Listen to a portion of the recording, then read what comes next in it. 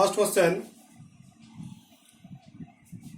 Third online এক্সামের জন্য যে সমস্ত প্রশ্নগুলো দেওয়া হয়েছে তার প্রথম প্রশ্ন হলো যে স্থাপত্য শিল্প কি? সুলতানরা দিল্লি এবং তার পার্শ্ববর্তী জায়গায় স্থাপত্য তৈরি করেছিলেন। ঘরবাড়ি, প্রাসাদ, অট্টালিকা, মন্দির, মসজিদ এসবকে বলা হয় স্থাপত্য, এবং এগুলি বানানোর যে কারিগরি শিল্প বা কারিগরি শৈল্পিক দৃষ্টিভঙ্গি সেগুলিকে বলা হয় স্থাপত্য শিল্প। তাহলে ঘরবাড়ি, মন্দির, মসজিদ, অট্টালিকা, প্রাসাদ এগুলোকে বলা হচ্ছে স্থাপত্য, এবং এগুলো বানানোর যে কারিগরি সেই কারিগরিকে বলা হচ্ছে স্থাপত্য শিল্প। তারপরে 2 নম্বর প্রশ্ন আছে, ইন্দো ইসলামীয় শিল্পরীতি কি? না, ভারতীয় শিল্পরীতির সঙ্গে ইসলামীয় শিল্পরীতির সংমিশ্রণে যে নতুন ধারা শিল্পরীতি গড়ে ওঠে তাকে বলা হয় ইন্দো ইসলামীয় শিল্পরীতি। নেক্সট কোশ্চেন আছে, কুয়াতুল ইসলাম মসজিদটিকে নির্মাণ করেন? কুয়াতুল ইসলাম মসজিদটি নির্মাণ করেছিলেন কুতুবউদ্দিন আইবক। নেক্সট কোশ্চেন আছে যে কে কার স্মৃতির উদ্দেশ্যে কুতুব মিনারের নির্মাণ কার্য শুরু করেন? কুতুবউদ্দিন আইবক খাজা কুতুবউদ্দিন বখতিয়ার কাকি। খাজা কুতুবউদ্দিন বখতিয়ার কাকির স্মৃতির উদ্দেশ্যে এই কুতুব মিনারের নির্মাণ কার্য শুরু করেন। তারপর নেক্সট কোশ্চেন আছে 6 নম্বরের, যে আলাই দরওয়াজা কে নির্মাণ করেন? আলাই দরওয়াজা নির্মাণ করেছিলেন আলাউদ্দিন খলজি। তারপর আছে 7 নম্বরে, ইন্দো ইসলামীয় শিল্পরীতির একটি উদাহরণ দাও। ইন্দো ইসলামীয় শিল্পরীতির একটি উদাহরণ হলো আলাউদ্দিন খলজি নির্মিত আলাই দরওয়াজা। তারপর আছে আলাই দরওয়াজার বৈশিষ্ট্য কি? না, আলাই দরওয়াজার প্রধান বৈশিষ্ট্য হলো এর গায়ে আল্লাহর নয়, মহান স্রষ্টা আল্লাহর নয়, এখানে আলাউদ্দিন খলজির যে প্রশংসা সেই প্রশংসাগুলো এই আলাই দরওয়াজার গায়ে খোদাই করেছিল, এখানে আল্লাহর প্রশংসা ছিল না। নেক্সট আছে 9 নম্বর কোশ্চেন, চাহারবাগ কি? মুঘল সম্রাট বাবরের বাগানের খুব শখ ছিল। তিনি 4 ভাগে বিভক্ত করে একটি ভূখণ্ডকে, একটি জায়গাকে 4 ভাগে বিভক্ত করে তিনি বাগান তৈরি করতেন। এটা 4 ভাগে বিভক্ত ছিল বলে এর নাম চাহারবাগ। তারপর প্রশ্ন আছে, কাকে তাজমহলের পূর্বসূরি বলা হয়? কাকে তাজমহলের পূর্বসূরি বলা হয়? 10 নম্বর কোশ্চেন। তাহলে শেরশাহের বিহারের সাসারামে নির্মিত শেরশাহের সমাধিসৌধকে, বিহারের সাসারামে নির্মিত শেরশাহের সমাধিসৌধকে বলা হয় তাজমহলের পূর্বসূরি। কে কেন বুলন্দ দরজা নির্মাণ করেছিলেন? মুঘল সম্রাট আকবর গুজরাট জয়ের স্মৃতির উদ্দেশ্যে, মুঘল সম্রাট আকবর গুজরাট জয়ের স্মৃতির উদ্দেশ্যে বুলন্দ দরজা নির্মাণ করেন। তারপরে প্রশ্ন আছে 13 নম্বর প্রশ্ন। এবার 12 নম্বর প্রশ্ন আছে, মুঘল সম্রাট আকবর নির্মিত স্থাপত্য শিল্পের নাম লেখো। মুঘল সম্রাট আকবর যে সমস্ত স্থাপত্যগুলো নির্মাণ করেছিলেন তার মধ্যে উল্লেখযোগ্য হলো বুলন্দ দরওয়াজা, ফতেপুর সিক্রি, তারপর আজমির, লাহোর, কাশ্মীর, এলাহাবাদ প্রভৃতি জায়গায় দুর্গ, এই সমস্তগুলো তিনি নির্মাণ করেছিলেন। নেক্সট আছে, জাহাঙ্গীরের আত্মজীবনীর নাম কি? জাহাঙ্গীরের আত্মজীবনীর নাম তুজুকি জাহাঙ্গীর। পিয়েত্রাদুরা কি? না, মুঘল সম্রাট জাহাঙ্গীর শ্বেতপাথরের উপর রত্ন মিশিয়ে একরকম কারুকার্য করার প্রচলন করেছিলেন, একে বলা হয় পিয়েত্রাদুরা। এবং পিয়েত্রাদুরার উদাহরণ হলো ইতিমাদ-উদ-দৌলার সমাধি সৌধ। ইতিমাদ-উদ-দৌলার যে সমাধি সৌধ, সেই ইতিমাদ-উদ-দৌলার সমাধি সৌধে পিয়েত্রাদুরার কারুকার্য দেখা যায়। তারপর 15 নম্বর কোশ্চেন, মুঘল সম্রাট শাহজাহান নির্মিত স্থাপত্যগুলির নাম লেখো। মুঘল সম্রাট শাহজাহান যে সমস্ত স্থাপত্যগুলো নির্মাণ করেছিলেন তার মধ্যে সর্বশ্রেষ্ঠ হলো তাজমহল, মতি মসজিদ, লালকেল্লা, দিওয়ানি আম, দিওয়ানি খাস প্রমুখ। এরপর আছে বিবিকা মকবরা কে কেন নির্মাণ করেছিলেন? বিবিকি মকবরা নির্মাণ করেছিলেন সম্রাট ঔরঙ্গজেব। তাহলে ঔরঙ্গজেব নিজের যে স্ত্রী, নিজের পত্নী স্মৃতির উদ্দেশ্যে ঔরঙ্গাবাদে বিবিকি মকবরা নামে একটা স্থাপত্য শিল্প নির্মাণ করেছিলেন, এবং এই ঔরঙ্গজেব এই একটিমাত্র স্থাপত্য শিল্প নির্মাণ করেছিলেন যেটি হলো বিবিকা মকবরা। আঞ্চলিক স্থাপত্যের মধ্যে কি কি বিখ্যাত ছিল? নেক্সট কোশ্চেন আছে দেখো। এরপর প্রশ্ন হচ্ছে তোমার 17 নম্বর প্রশ্ন, যে আঞ্চলিক স্থাপত্যের মধ্যে কি কি বিখ্যাত ছিল? আঞ্চলিক স্থাপত্যের মধ্যে বিখ্যাত ছিল গুজরাট, বাংলা এবং দক্ষিণ ভারত। গুজরাট, বাংলা এবং দক্ষিণ ভারত। নেক্সট কোশ্চেন আছে 18 নম্বর, ভারতের সবচেয়ে বড় গম্বুজের নাম কি? ভারতবর্ষের সবচেয়ে বড় গম্বুজের নাম গোল গুম্বজ। এটা নির্মাণ করেছিলেন আদিল শাহ। গোল গুম্বজ বানানটা একটু তোমাদের বইয়ে ভুল আছে, গোল গুম্বজ হবে, গোল গুম্বজ করা আছে, স্পেলিংটা মিস্টেক আছে, এটা হবে গোল গুম্বজ।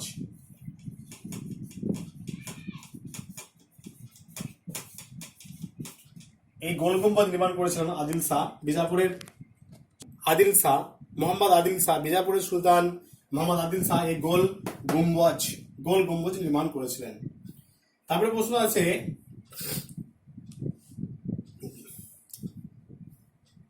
19 নম্বরের প্রশ্ন আছে, দেখো বিজয়নগরের রাজধানীর নাম কি? বিজয়নগরের রাজধানীর নাম হলো হাম্পি। বিজয়নগরের রাজধানীর নাম হাম্পি।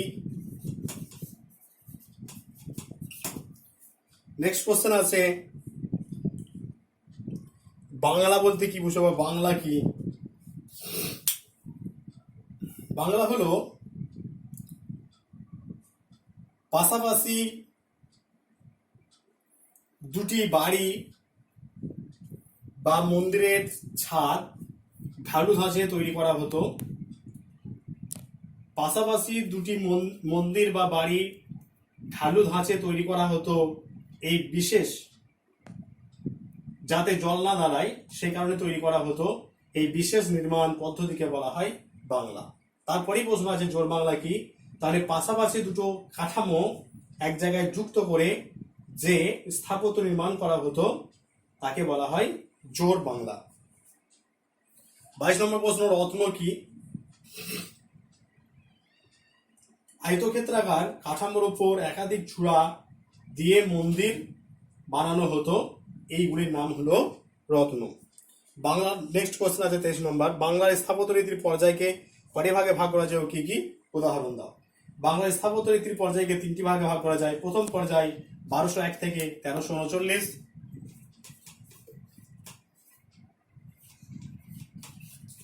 1201 থেকে 1339 এই পর্যায়ে তৈরি করা হয়েছিল ত্রিবেণীতে জাফর খানের সমাধির ধ্বংসাবশেষ এবং বসিরহাটে ছড়িয়ে ছিটিয়ে থাকা বেশ কিছু স্তূপ।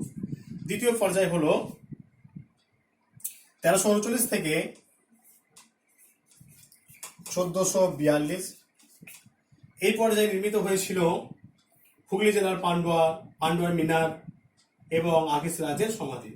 হুগলি জেলার যে পান্ডুয়া, সেখানে হুগলি জেলায় পান্ডুয়া যেখানে মেলা বসে সেখানে দেখবে একটা সমাধি আছে, মিনার আছে, সেটাই হলো এই মধ্য পর্যায়ের বা দ্বিতীয় পর্যায়ের স্থাপত্য শিল্প। লাস্ট পর্যায়ে আছে 1442 থেকে 1539, এই পর্যায়ে নির্মিত হয়েছিল ফিরোজ মিনার, পান্ডুয়া সুলতান জালালউদ্দিন মোহাম্মদ শাহের সমাধি, যেটা একলাখী সমাধি নামে পরিচিত। তারপরে প্রশ্ন আছে 24, ফিরোজ মিনার কবে নির্মিত হয়, এর উচ্চতা কত? ফিরোজ মিনার নির্মিত হয়েছিল 1488 খ্রিস্টাব্দে, এর উচ্চতা হলো 26 মিটার। 25 নম্বর কোশ্চেন, গৌড়ের সবচেয়ে বড় মসজিদের নাম কি?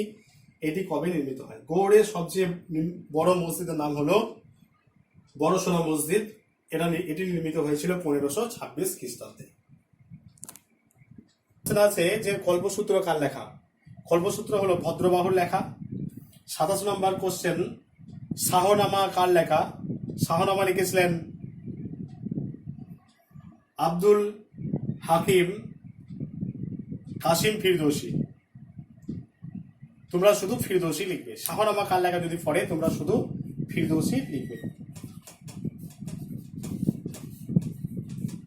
ঠিক আছে? ফিরদৌসি লিখবে। নেক্সট কোশ্চেন, ক্যালিগ্রাফি কি? তাহলে সুন্দর হাতে লেখার চর্চা মুঘল যুগে শুরু হয়েছিল। এই সুন্দর হাতে লেখার চর্চাকে ইংরেজিতে বলা হয় ক্যালিগ্রাফি। নেক্সট কোশ্চেন, মহাভারতের ফার্সি অনুবাদের নাম কি? মহাভারতের ফার্সি অনুবাদের নাম হলো রজমনামা। একটু আগে আলোচনা করা হলো এটা। তারপরে প্রশ্ন আছে মিনিয়েচার কি? আকার এবং আয়তনে ছোট এই ছবিগুলিকে বলা হয় মিনিয়েচার, যেগুলো বইয়ের চারিধারে অঙ্কন করা হতো, পৃষ্ঠার চারিদিকে যেগুলো অঙ্কন করা হতো। তারপরে প্রশ্ন আছে ছবিতে স্বাক্ষর করার কি সুবিধা হয়েছিল? ছবিতে স্বাক্ষর করার সুবিধা হয়েছিল এটাই যে ছবিটা কার তৈরি, কে ছবিটা তৈরি করেছে সেটা খুব সহজেই বুঝতে পারা যেত। 32 নম্বর প্রশ্ন, মুঘল যুগের কয়েকজন নারীর নাম লেখো যারা খুব সুন্দর ছবি আঁকতেন। তাহলে মুঘল যুগে কয়েকজন বিদুষী মহিলা যারা খুব সুন্দর ছবি আঁকতেন তাদের মধ্যে উল্লেখযোগ্য হলেন নাদিরা বানু, সাহিফা বানু। নাদিরা বানু এবং সাহিফা বানু এরা খুব সুন্দর ছবি আঁকতেন। নেক্সট কোশ্চেন আছে 33 নম্বরের প্রশ্ন আছে যে মুঘল যুগের কয়েকজন উল্লেখযোগ্য চিত্রশিল্পীর নাম লেখো। 33 নম্বর প্রশ্ন, মুঘল যুগের কয়েকজন উল্লেখযোগ্য চিত্রশিল্পী হলেন মীর শহীদ আলী, খ্বাজা আব্দুস সামাদ, দসবান, বসওয়ান। নেক্সট কোশ্চেন 34 নম্বর, শিরিন কলম বা মিষ্টি কলম নামে কে পরিচিত? শিরিন কলম বা মিষ্টি কলম নামে পরিচিত ছিলেন খ্বাজা আব্দুস সামাদ। খ্বাজা আব্দুস সামাদ। তারপরে প্রশ্ন আছে 35 নম্বর, দসবন কে ছিলেন? দসবন ছিলেন মুঘল সম্রাট, মুঘল যুগের একজন অসামান্য চিত্রশিল্পী। তিনি এত সুন্দর ছবি আঁকতেন যে সেটা মানুষ গুলিয়ে ফেলতো যে এটা ছবিতে আঁকা না বাস্তব, মানে এত সুন্দর তিনি ছবি আঁকতে পারতেন। তার শৈল্পিক প্রতিভা ছিল অসাধারণ। 36 নম্বর আছে চিত্রশিল্পের এক পারদর্শী ব্যক্তি কে ছিলেন? চিত্রশিল্পের পারদর্শী ব্যক্তি ছিলেন দসবন্দ। এই দসবন্দ ছিলেন চিত্রশিল্পের একজন পারদর্শী ব্যক্তি। তারপরে প্রশ্ন আছে 37 নম্বর, জগতের বিষয় নামে কে পরিচিত? জগতের বিষয় নামে পরিচিত ছিলেন ফারুক হোসেন। বিখ্যাত চিত্রশিল্পী ফারুক হোসেন জগতের বিষয় নামে পরিচিত ছিলেন। তারপর আছে সমাগান আছে 38 নম্বর প্রশ্ন, সমাগান কি? সুফিবাদী যারা সাধক বা সুফিবাদের যারা গুরু, যাকে আমরা পীর বলি, সেই পীররা ঈশ্বর লাভের জন্য, আল্লাহর সান্নিধ্য লাভের জন্য এক ধরনের গান রচনা করতেন যাকে বলা হয় সমাগান। 39, জৌনপুরী রাগ কি? হোসেন শাহ শর্কি তিনি নিজে সঙ্গীত রচনা করেছিলেন, সঙ্গীত তৈরি করেছিলেন। এই সঙ্গীতকে বলা হয় জৌনপুরী রাগ। তারপরে আছে বৌজু বাউরা কে ছিলেন? বৌজু বাউরা ছিলেন একজন বিখ্যাত সঙ্গীত শিল্পী। তানসেন 41 নম্বর প্রশ্ন, তানসেন কি কি রাগ সৃষ্টি করেন? তানসেন দীপক, মেঘমল্লার প্রভৃতি রাগ সৃষ্টি করেছেন।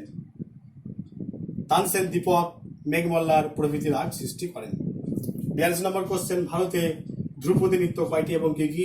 ভারতবর্ষের ধ্রুপদী নৃত্য হল 6টি: ভারতনাট্যম, কথাকলি, ওডিসি, কুচিপুড়ি, কত্থক এবং মণিপুরি। ভারতের নবীনতম ধ্রুপদী নৃত্যের নাম কি? ভারতের নবীনতম ধ্রুপদী নৃত্যের নাম হলো মণিপুরি। এই মণিপুরি থেকে দেখো তোমাদের টিকা দেওয়া আছে, এখান থেকে যে প্রশ্নগুলো, টিকা এবারে করতে হচ্ছে না, টিকা তোমরা পরে তৈরি করে নেবে। তারপরে প্রশ্ন আছে 45 নম্বরে, যে পুঙ্গ কি?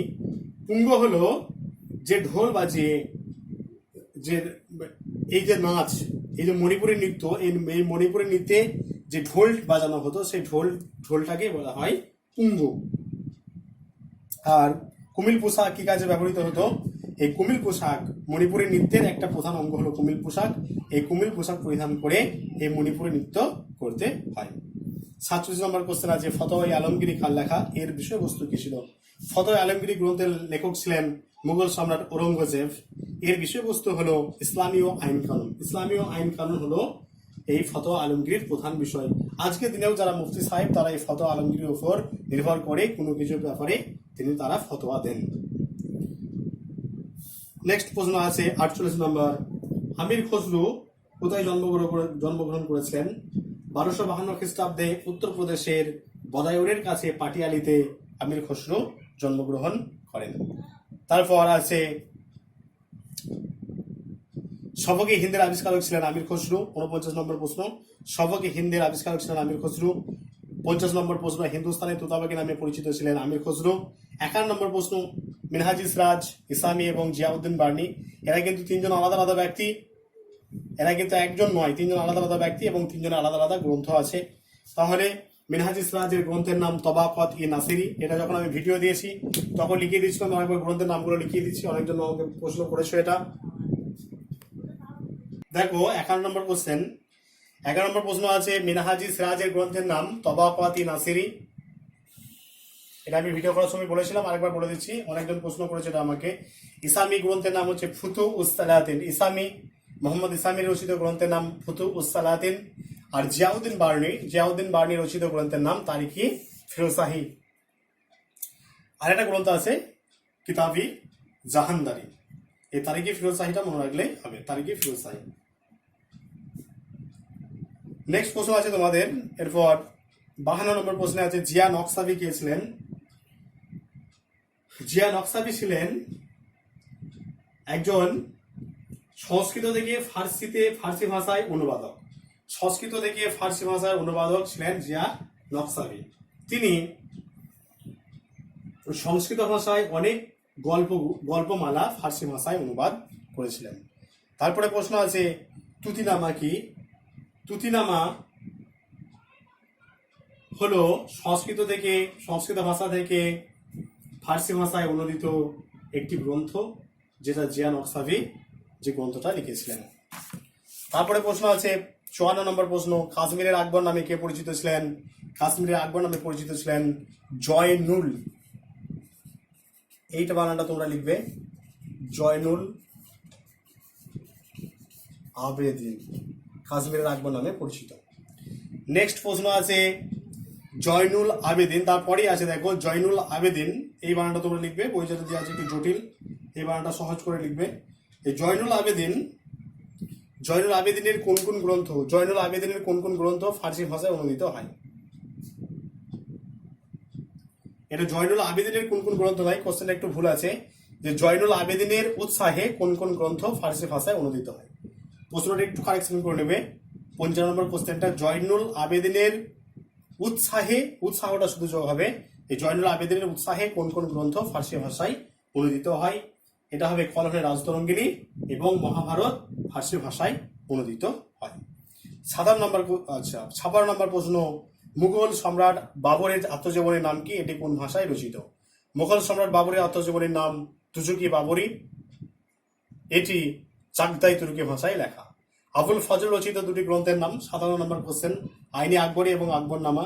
বদায়ুনি এবং নিজামুদ্দিন আহমেদের রচিত একটি করে গ্রন্থের নাম লিখো। নিজামুদ্দিনের বদায়ুনির গ্রন্থের নাম মুনতাখাবুত তাওয়ারিক এবং নিজামুদ্দিন আহমেদের গ্রন্থের নাম তবাকতি আকবরী। তারপরে আছে 59 নম্বর প্রশ্ন, ঔরঙ্গজেবের কন্যার নাম কি? ঔরঙ্গজেবের কন্যার নাম জৈবুন্নেসা। তারপরে আছে কয়েকজন হিন্দু ব্যক্তির নাম লেখো যারা ফার্সি ভাষায় পণ্ডিত ছিলেন। তাহলে ফার্সি ভাষায় যারা পণ্ডিত ছিলেন এদের মধ্যে উল্লেখযোগ্য হলো ঈশ্বর দাস নাগর, চন্দ্রভান ব্রাহ্মণ এবং ভীমসেন বুরহানপুরী। তারপর আছে 61 নম্বর, শ্রীকৃষ্ণ কীর্তন কার লেখা? শ্রীকৃষ্ণ কীর্তন রচনা করেছিলেন মালাধর বসু। শ্রীকৃষ্ণ কীর্তন রচনা করেছিলেন বড়ু চণ্ডীদাস, মালাধর বসু নয়। শ্রীকৃষ্ণ কীর্তন রচনা করেছিলেন বড়ু চণ্ডীদাস। তারপরে প্রশ্ন আছে পাঁচালী কি? পাঁচালী হলো যে এই সময় খ্রিস্টীয় 15 শতকে বাংলা ভাষায় দেবদেবীদের মাহাত্ম্য সুর করে গাওয়া হতো। এই সময়ের লেখালেখিগুলোকে বলা হয় পাঁচালী। তারপরে আছে পদাবলী সাহিত্য কাকে বলে?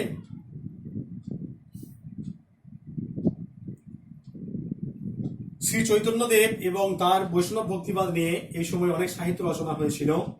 শ্রীকৃষ্ণকে কেন্দ্র করে কাব্য লেখা চলছিল এবং এর পাশাপাশি রাধাকৃষ্ণকে নিয়ে পদকবিতা লেখার ধারা এই সময় চালু হয়েছিল।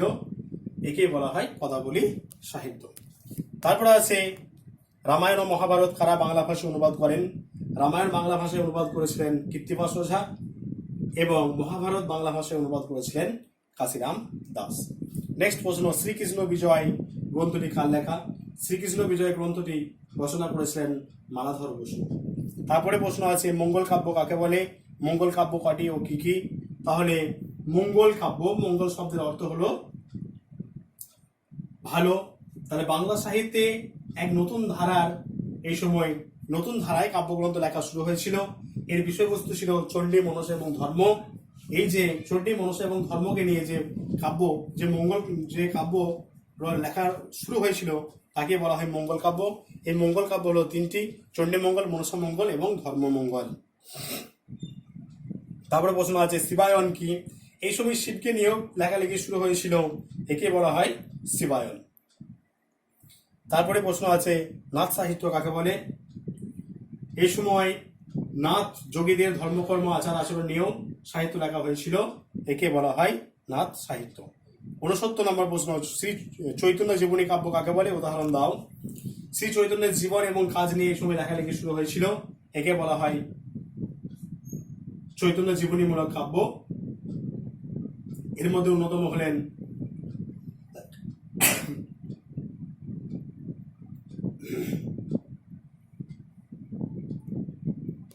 মাধব বসু। তারপরে প্রশ্ন আছে পদ্মাবতী কাব্যটি কার লেখা। পদ্মাবতী কাব্যটি লিখেছিলেন সৈয়দ আলাউল। পদ্মাবতী কাব্যটি লিখেছিলেন সৈয়দ আলাউল। তোমাদের 17 প্রশ্ন দেওয়া হয়েছিল। থার্ড অনলাইন যে এক্সামটা হবে এই মাসের শেষ দিকে, এখনো ডেট ঘোষণা হয়নি, ডেট বলা হয়নি এখন, এই মাসের শেষ দিকে হবে। তোমাদের আমি সিলেবাস দিয়েছি, যে সিলেবাসটা দেওয়া হয়েছে ওই সিলেবাসের সঙ্গে একটু অ্যাড করে নেবে, অর্থাৎ এই চ্যাপ্টারটা পুরোটা তোমাদের থাকবে। আমি তো ওই সুলতানি এবং মুঘল যুগের স্থাপত্য থেকে দিয়েছি, কিন্তু এটা যেখান থেকে শুরু হয়েছে অর্থাৎ ভক্তিবাদ, সুফিবাদ, এগুলো থেকেও দু একটা হয়তো প্রশ্ন থাকতে পারে। প্রিভিয়াস এই এক্সামের প্রশ্ন দেওয়ার কথা বলা হয়েছে, তাই তোমরা এই চ্যাপ্টারটা পুরোটা কিন্তু ভালোভাবে পড়বে। আর প্রশ্নগুলো সমস্ত প্রশ্ন আলোচনা করে দেওয়া হলো। এরপরেও যদি কারো কোনো সমস্যা থাকে আমাকে জানাবে, আমি আবার সমস্যা সমাধান করার চেষ্টা করব। সবাই খুব ভালো করে পরীক্ষা দেবে। কিছু যদি অসুবিধা হয় আমাকে অবশ্যই জানাবে। ঠিক আছে।